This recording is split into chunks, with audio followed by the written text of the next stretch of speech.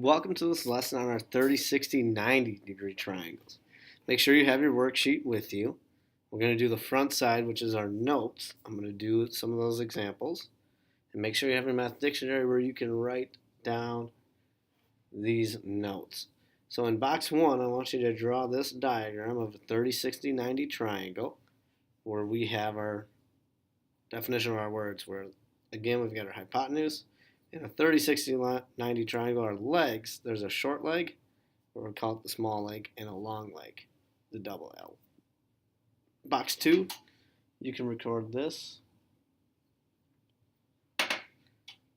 In box 3, you can record our equations and have those equations handy as we go through examples. So pause it now if you haven't written it all down.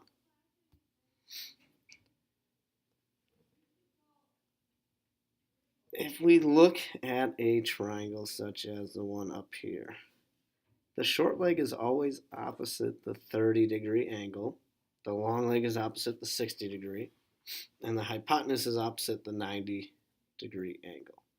Where our equations, I've written them in. The short leg is just the short leg. The long leg is our short leg times the square root of 3.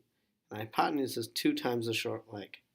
So if you look at these examples, if our short leg is 7, then that's where I'm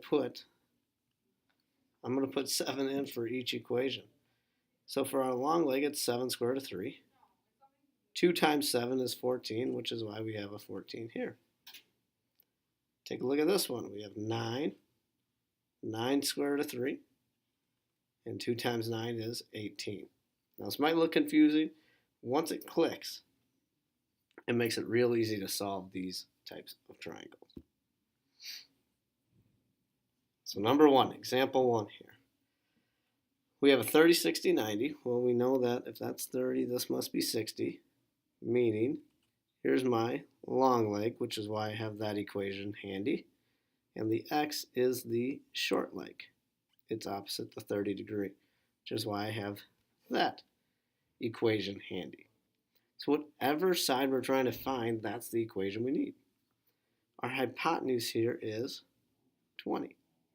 So the first thing I'm going to find is the short leg. It is the hypotenuse divided by 2. So the short leg equals 20 divided by 2. Short leg equals 10. Now I'm going to use that because my long leg requires me to plug in the short leg in order to find the long leg length. So the long leg equals, instead of the short leg there, I'm going to replace it with 10. So 10 square root 3. And I'm done. So if you want to write this out, x equals 10 and y equals 10 square root 3. Let's try another one. Number 2, we are given 15 here, and that's across the 30 degrees, so that's our short leg. We're given the short leg. Therefore, we're trying to find the long leg and the hypotenuse. So that's why I have those two equations handy. To find the long leg, we take our short leg times the square root of 3. Well, my short leg is 15, so the long leg is going to equal 15 square root of 3. My long leg was where x was. So if you'd rather write it out as x equals 15 times the square root of 3, you may do so. The hypotenuse is where y is located. So y is going to equal 2 times the short leg. So if I plug 15 in for the short leg, I get 2 times 15. So y equals 30.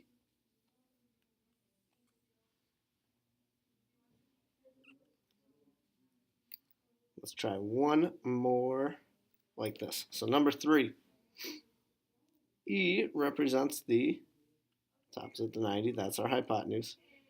D represents our long leg, that's why I have the long leg equation, the hypotenuse. Our short leg right now is 2. So if we're going to plug that in for the long leg, is going to equal 2 times the square root of 3. So D equals 2 times the square root of 3. The hypotenuse equals 2 times the short leg. Well, if the short leg is 2, it's 2 times 2. Hypotenuse equals 4. So E equals 4. I'm going to show you these triangles here to see if you can see the pattern. Anytime our short leg or hypotenuse is a whole number, it makes these problems really easy. Okay? If our short leg is 2, that means the long leg's 2 square root of 3 and the hypotenuse is 4. If the hypotenuse is 20, we take half of 20, that's our short leg, and long leg is 10 square root of 3. Same with our 30, 15, 15. Okay, hopefully you study this long enough you can see the pattern. Where it becomes a problem, this is the last problem I'm going to do, it's flipped over on the other side of the paper, number 5. This is on the second side. This isn't on the note side.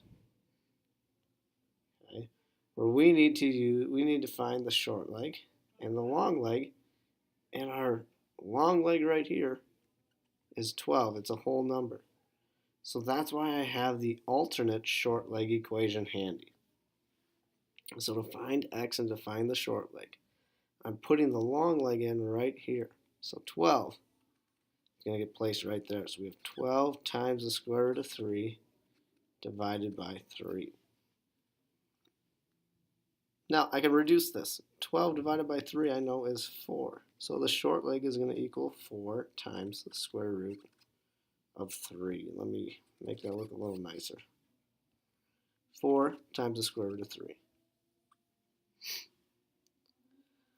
Hypotenuse equals 2 times the short leg here. So if I already know the short leg, hypotenuse equals 2 times 4 square root of 3. I can't multiply underneath the square roots. That square root of 3 is stuck. But 2 times 4 means my hypotenuse, or my y, is going to equal 8 square root 3. So this example is the only time where it gets a little bit tricky. Okay, I'm going to let you finish the rest of the sheet on your own. If you're still confused, have a few questions, ask Mr.